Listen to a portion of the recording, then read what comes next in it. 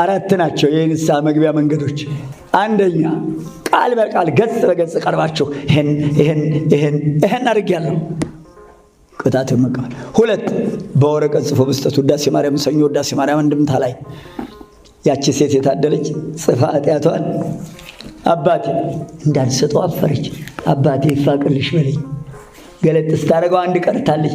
አባቴ ያቸው የፈራዋት አላሳርፍ ያለችኝ ህሊናዬን የምትጎስብ ስወጣ ስገባ የምታቃጥለኝ ቀርታ ለእኔ አይቻለኝም ሂጂ አላት። ተዋህዶ ልጆች ስትመጣ ስትሄድ የአባቶቻችንን ፈሊጥ ይሁት ስትሄድ ውሃ ይጠማታል፣ ያልባታል። መንገድ 2 ሰዓት ቢፈጅ 4 ሰዓት ደርሶ መልስ፣ 2 ቀን ቢፈጅ 4 ቀን በፈሊጥ እግዚአብሔር ይቅር እንድላት።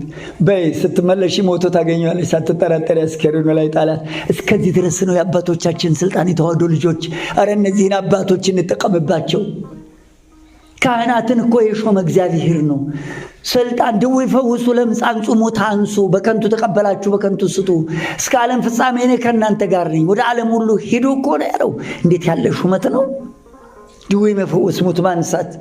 ክቡራን እኮ ናቸው ካህናት አባቶቻችን እኮ ከባዶች ናቸው እኮ። አንደበታችሁ ቢፈራ ጽፋችሁ ድርጊቷን ብቻ ሰርቄያለሁ፣ ዋሽቻለሁ፣ አምቻለሁ፣ አመንዝሬያለሁ፣ ዘፍኛለሁ፣ ድርጊቷን ብቻ። እንደው ከዕለታት አንድ ቀን እንደው ገንዘብ ከኪስ ያጣሁና ቤት እንጀራ የለም እንደው ራበኝና ሰረኩ። ምን ያደርጋል ይሁሉ አተታ? ምን ይሰራል ይሁሉ መቀባጠር? ሰውየው ፍርድ ቤት ሄዶ ለምን ገደልከው? ያለታ ጫትን በላ ነበር፣ መጠጥ ጠጥተናል፣ ሞቅ ብሎኛል። ሰውየው ምን እየጨመረ ነው በላው ላይ? በገዛፉ ወንጀል እየጨመረ ሞቅ ብሎኛል፣ ከዚያ በኋላ ገደልኩት። ዳኛው የሚጠብቀው ምን የምትለው ቃል ነው? ይሄ ሁሉ አያስፈልግም። ዋሻው፣ ገደልኩ፣ ሰረኩ፣ በቃ። 3ኛ የምትወዱት ባልንጀራ ወይስ ባላጋራ ነው? 8ኛው ጓደኛ ወይስ ጉደኛ አለ? ባልንጀራ የምትወዱት ባልንጀራ ካለ ወይም ጓደኛዬ ነው የሚባለው። ጓደኛ ጓዳ ውስጥ ያለ ምስጢር፣ ቅቤው፣ ሽሮ፣ ጩኮ፣ አቤት ዳቦ፣ እርጎ ወይ እና ወይዘሮ ስንዱን ከኔለሽ የቀመሙት ድቁሱ ሚጥሚጣው ባረ ስንቱ ጓደኛዬ፣ ምስጢሬ፣ ገበናዬ ማለት ነው።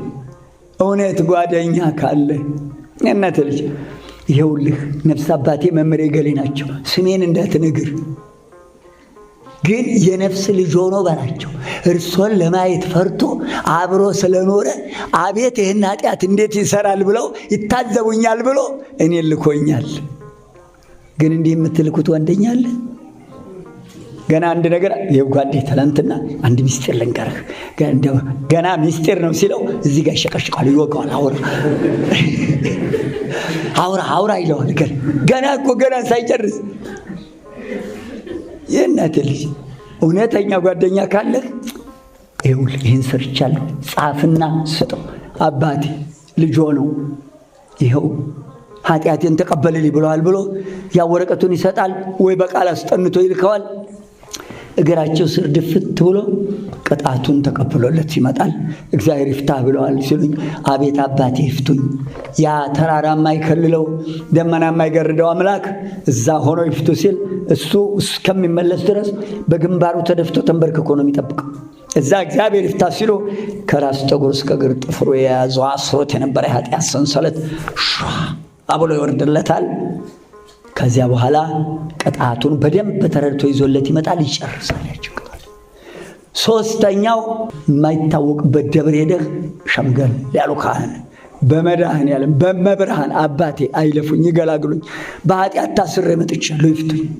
ይኸው የሰራሁት ኃጢአት ብትፈልግ ጽፈህ ብትፈልግ በቃልህ ተረስቶ እንዳይቆጭህ ተምረሃል። ጽፈህ ብትሄድ ጥሩ ከመመላለስ ጻፍ አድርገህ ውዳሴ ማርያም ውስጥ እዛች ጸሎት ውስጥ አድርገህ ይኸው አባቴ ገላግሉኝ።